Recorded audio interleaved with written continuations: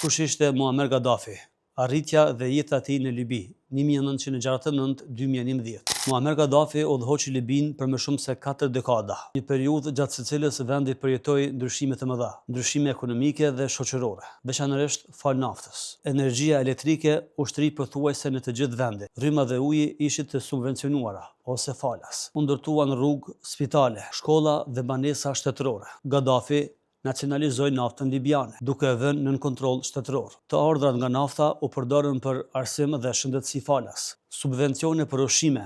Libia kishte një nga standardet më të larta në Afrikë. Një nga projektet e mëdha të Gaddafit ishte edhe projekti i madh i lumit artificial, një nga projektet më të mëdha inxhinierike në botë. Sillte ujë nga akuiferët e shkretetirës drejt qyteteve, siguroi ujë të pirshëm dhe bujqësi për miliona njerëz. Gaddafi mbështeti pavarësinë afrikane dhe bashkimin e Afrikës. Përkrahasit e shohin Gaddafin si udhëheqës që përdori pasurinë e naftës për të ndërtuar një shtet social dhe për të përmirësuar jetën e qytetarëve. Kritikët, nga ana tjetër, theksojnë mungesën e lirisë politike dhe shtypjes së opozitës. Në vitin 2011, gjatë pranverës arabe, shpërthyen protestat masive kundër tij. Pas një lufte civile, Gaddafi u rrëzua nga pushteti dhe u vra në tetor të vitit 2011.